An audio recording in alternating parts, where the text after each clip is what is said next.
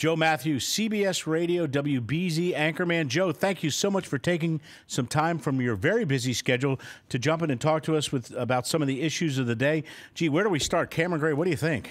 Joe, seriously, I'm reading a story tonight from hotair.com. Sarah Palin, it's not too late for folks to jump in. Joe, kill me now. I mean, come on, you love it. Isn't it too late for folks to jump in? Well, listen, as I understand, it'd be a little hard to get on the ballot anywhere at this point. But I don't know. I think most of the people who read that, who listened to Sarah Palin said, well, okay, go ahead. Yeah.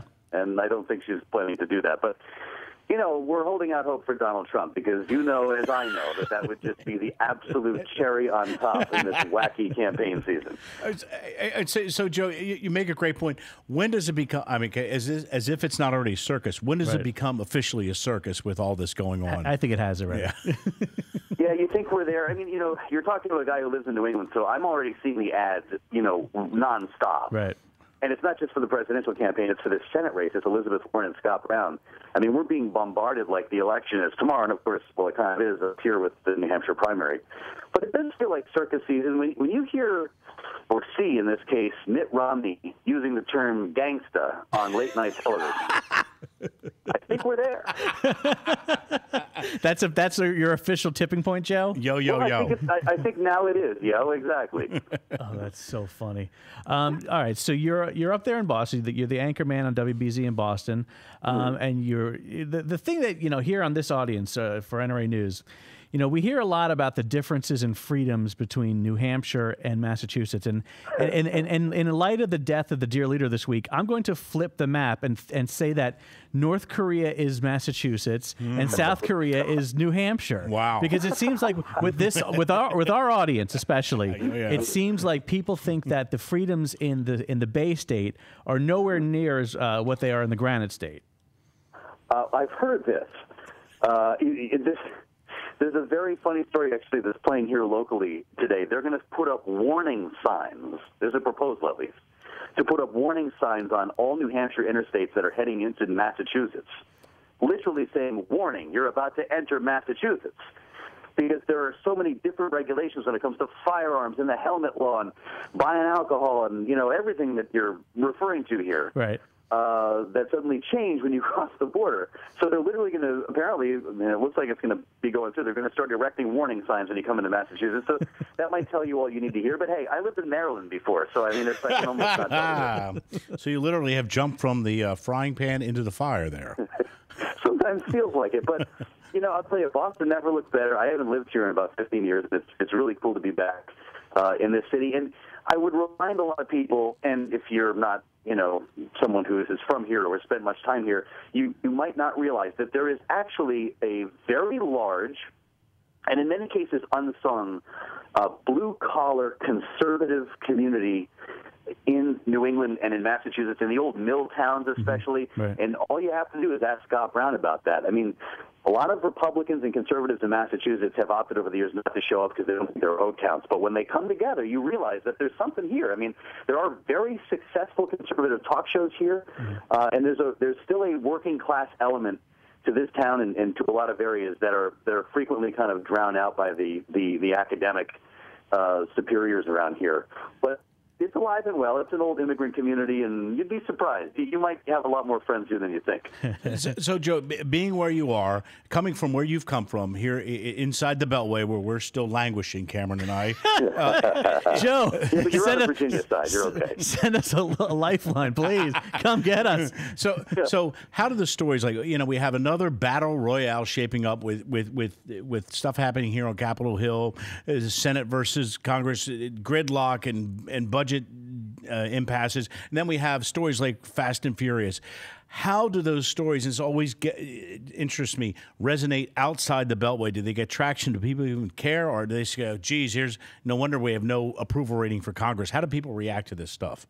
That's a great question, and I couldn't have answered it, you know, obviously, until a couple of months ago when I came up here. I was blown away when I left Washington, and I think the idea is you drive 100 miles in any direction, and you'll come up with the same result. And that is, no, they don't resonate, and people don't care. I would be shocked if you could even find a handful of people on the street who could tell you what happened today in the House, payroll tax cut extension, they're just not following it. It's minutia. And I start thinking back, like I'm trying to rationalize the last 15 years of my life, obsessing over every crazy move on Capitol Hill and at the White House, for that matter. I mean, someone's got to do it, but really, apparently, most Americans are not plugged in to the extent that you are, and they're not moved by it. It's kind of like, call us when something real happens. But it also, Joe, it seems to be that, you know, this story, especially right now with the payroll tax cut extension, it seems to be such, you say minutia, it is the minutia of the minutia. I mean, you're talking about a story that, you know, most people understand a budget battle or, you know, Capitol Hill being shut down, but there are so many moving parts to this, be it, you know, Nancy Pelosi calling out the Tea Party radicals, or the XL pipeline, or you know, or the infighting, you know, amongst the GOP. I mean, this story, I don't even think most people on Capitol Hill can follow this story. Well, you do make the excellent point, and that's the problem. If it weren't that constant drip of minutia, then people might be able to grab onto a headline here or there. But yeah, I mean, we're talking about a payroll tax cut extension. What, an oil pipeline? Right. What? How does that relate? It's meaningless to a lot of people. I will say, however, this particular story that we've decided to latch onto here is going to hit home come the first of the year, when people actually realize that a tax hike is coming. And boy, to think that congressional ratings are as low as they are, I don't know what happens from here if, like, the whole Capitol building just sinks into the earth. I don't know what happens next. All right, so you're there in Boston, close to New Hampshire. Of course, like you said, you're seeing all the New Hampshire ads. You know, what are your listeners and the people you interact with up there? Who are they saying, you know, is the front runner for the primary, and who do you think is going to come out with it when it comes to the New Hampshire primary? Well, I think it's clearly Mitt Romney's to lose, and he has to win, and not just by a couple points. He needs a convincing win, because it appears that it's going to be a very tough deal for him to win Iowa. It's possible, but after New Hampshire, what is he going to win next? You go to South Carolina, you go to Florida. Now we're through the month of January. If he hasn't won any of those, you know, we could have a problem here. But, you know, this is Mitt Romney's second home state. I think he has three, actually. It's like wherever he goes, he has a home state. Well, you know, Joe, all the one percenters have different homes everywhere. Many homes. Something to be said for that if you've seen the mansion on Lake Winnipesaukee. But, yeah, he launched it, and it's weird because he has not been doing Boston media. Right. It's been odd fighting for an interview with our former governor here, but that is what it has come to. Wow, Joe, you know, when we worked together in POTUS, that sounds very familiar. Yes, it does, and I'm having a major case of deja vu. Yeah, that part hasn't changed. It's funny because, Cameron, when we were doing that, the whole line was, well, we're just doing local media. You know, that's right.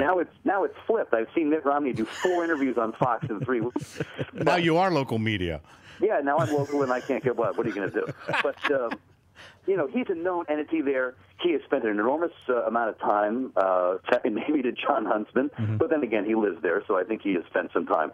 I think Mitt Romney will do rather well in New Hampshire. Newt Gingrich might do pretty well, too.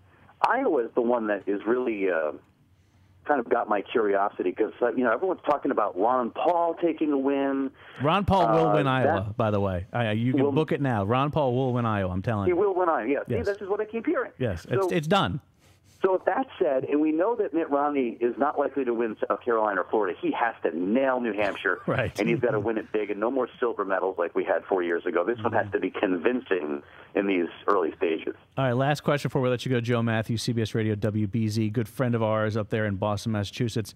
Poll out today, Obama leads Republican rivals as approval rating improves. When you see stories like that, what is your take on what the Obama campaign needs to do to fight any potential GOP contender, and what do you see as what's going to happen next year in terms of the Obama campaign? Well, you know, the polls show a deeply divided nation still, just like it was 4 years ago and 4 years before that, with a lot of 51-48 going on.